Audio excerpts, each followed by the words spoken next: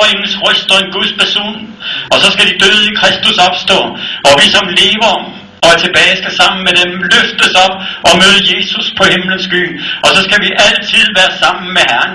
Venner, jeg oplevede der i fængslet, at Gud talte til mig igennem dette syn. Da det var over, så var det klareste og det fineste vejr udenfor. Der var ingen skyer, der var ingen torden, der var ingenting. Jeg skulle bare have at vide, at jeg havde en opgave her i livet. At prædike evangeliet om Jesus Kristus. Halleluja. Næste dag, jeg husker ikke, hvor langt jeg kom i mit vidnesbyrd, da jeg var her sidst. Om jeg bare sluttede efter, jeg var blevet frelst. Men jeg vil fortsætte herfra. Næste dag, så kom jeg op på skrædderiet i fængslet, hvor jeg var. Og der havde vi besluttet os for, at vi skulle boykotte en fængselsbetjent, som hvad skal man sige, som mildest talt var fangevogter i ordets betydning, synes vi. Så vi bestemte os for, at han skulle boykottes sådan, så han fik lyst til at sige sin stilling op og finde sig noget andet arbejde. Kender du den attitude? Tyde. Ikke tude, men tyde. Ja. Og så sker der det, at da jeg sidder der og får den her, så får jeg dårlig samvittighed over, at jeg skal være med til det. Så jeg stopper op, jeg tænker ved mig selv, hvorfor har du lige pludselig dårlig samvittighed om det? Det er da jo hele tiden vildt. Nu ved jeg jo i dag, at det var Jesus, der var kommet ind. Og han gjorde en forskel. Halleluja. Så jeg bad dem om at stoppe maskinerne alle sammen på skrædderiet, og det gjorde de. Så sagde jeg til dem, jeg kan altså ikke være med til at boykotte den fængselsbetjent, der møder i eftermiddag. Så kiggede de alle sammen lidt betuttet på mig, så sagde de, du var ellers den, der var mest ivrig efter det. Hvordan kan det være, at du lige pludselig ikke ved det nu? Og så sagde jeg, ja, måske er det fordi, at jeg mødte Jesus i går. Så kiggede de på mig, og så sagde de, hvordan så han ud? Og jeg kunne ikke rigtig give nogen forklaring. Jeg vidste bare, at jeg mødte ham, og jeg synes, jeg havde set ham. Så jeg sagde, hvordan han så ud, det ved jeg ikke, men jeg ved, at jeg mødte ham. Jeg har ikke ondt i mine led længere, jeg ryster ikke på mine hænder, og jeg har det rigtig godt indvendigt. Så var en af dem, der sagde, ja, og vi kan også se, at du har fået et andet glimt i øjet. Tak skal du have, sagde jeg. Da arbejdsdagen så var over, så var der en af de her medfanger, der kom hen til mig, så siger han, du Benny, er du nu kommet til tro på ham der er retfærdig? Ja, så det er jeg jo nok. Så siger han, er du også kommet til tro på ham der, som er god og kærlig? Ja, det tror jeg nok, sagde jeg. Jeg var jo lige blevet frelst. Hvordan skal jeg tale tydeligt og klart? Jeg vidste ikke rigtigt, hvad jeg skulle svare på spørgsmålene. Andet end, jeg vidste bare, at jeg havde mødt Jesus. Og så siger han, og du tror også, han har al magt? Ja, sagde jeg. Så sagde han, nu skal du høre. Jeg er dømt for at have gjort 2 ting, men jeg har kun gjort den ene. Så kiggede jeg på ham med et lille smil, så sagde jeg til ham, ja, herinde er vi jo alle sammen uskyldige. Så grinte han, så sagde han, nej, det er sandelig sandt. Det er rigtigt. Jeg har kun gjort halvdelen af det, jeg er dømt for, sagde han. Tror du så ikke, at hvis Gud er kærlig og god, almægtig og retfærdig, at så må han da kunne forstå, at jeg skal løslades på halv tid? Jeg vidste ikke ret meget om bønneliv og den slags ting. Men da jeg kom hjem på min afdeling om aftenen, så har jeg fået mig en hel bibel over fra biblioteket. Og der knælte jeg ned. Og så sagde jeg, kære Gud, hvis det er rigtigt, hvad den mand siger, så er han jo ret i, at du er kærlig og god, er du retfærdig, og har du al magt, så kan du også sørge for, at han bliver løsladt på halvtid. Så nogenlunde lød min bøn. Jeg vidste ikke, hvordan man hørte fra Gud, så jeg tog min bibel, så svingede jeg den rundt i hånden. Jeg ved ikke, om jeg havde en forestilling af, at bogstaverne så rullede rundt der. Så lukkede jeg den op, og så satte jeg en finger, og så stod der, han sætter fanger fri. Halleluja. Han sætter fanger fri. Jeg kiggede på det her skrift, så sagde jeg, det må da være fra Herren. Jeg havde jo bedt om, at nogen skulle blive fri, at en mand skulle blive løsladt på halv tid. Og så når jeg lukker Bibelen op, så står der, han sætter fanger fri. Og jeg kiggede på det igen, og så blev jeg enig med mig selv. Det var ret nok en gang med. Så sagde jeg, det kan kun være Guds svar til mig. Jeg vidste ikke noget om trosforkyndelse. Jeg vidste ikke noget om det at høre fra Gud.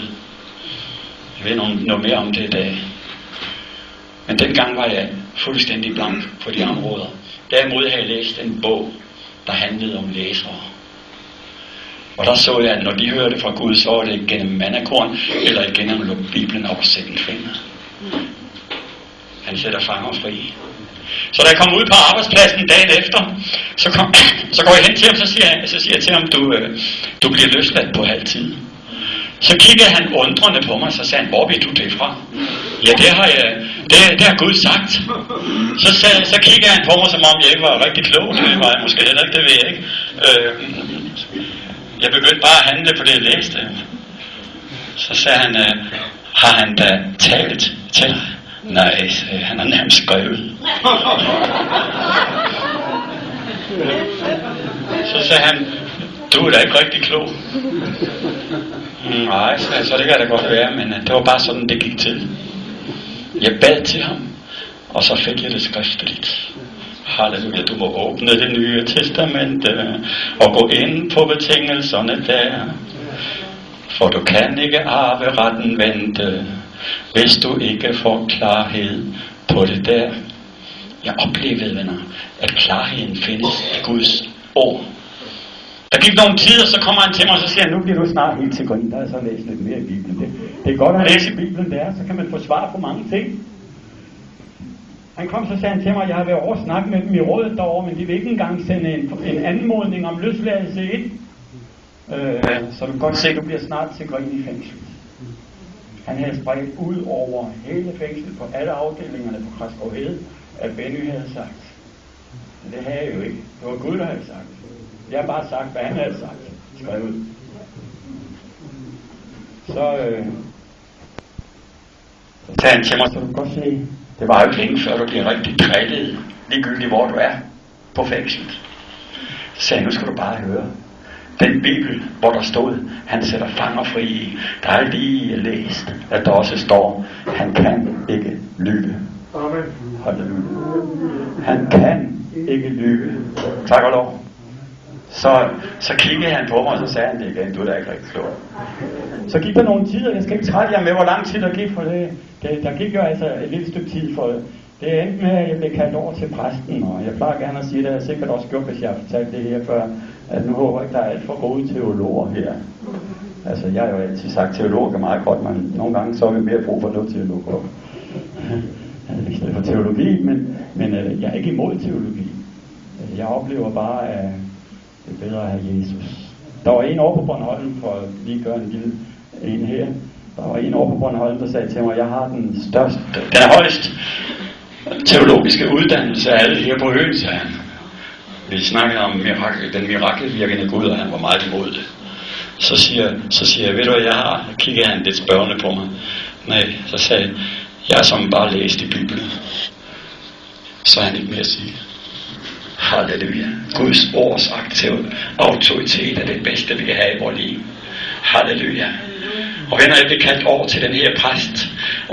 Og han var en af mine bedste venner. Vi var ikke imod hinanden på nogen måder, men han kom over, så siger han, Benny, hvad er det, du holder på med? Holder jeg på med noget? Ja, du har jo sagt, at han skal løslades på halv tid. Aldrig sagt, sagde det. Men det går rygterne om i hele fængslet. Hvor har han det så fra?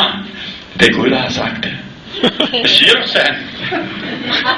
Jeg ved ikke, hvorfor kristne altid bliver så på bagsiden, når nogen hører fra Gud.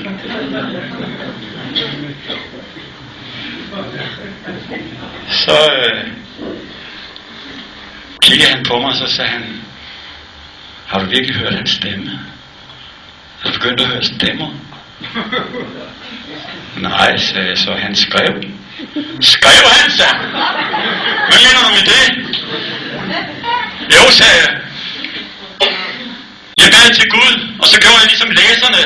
Vendte Bibelen lidt rundt og åbnede den og satte en finger, og så står der, at han sætter fanger fri. Så kiggede han lidt på mig, og så sagde han lidt smilende, sådan kan man da ikke læse i Bibelen. Sådan kan man da ikke læse i Bibelen. Nå, sagde jeg, hvis jeg får et brev fra mine forældre, så forventer jeg da, at det de skriver, er det de vil fortælle mig. Det de skriver, er det de vil fortælle mig. Ja, sagde han, men man skal også læse i mellemlinjerne. Og der er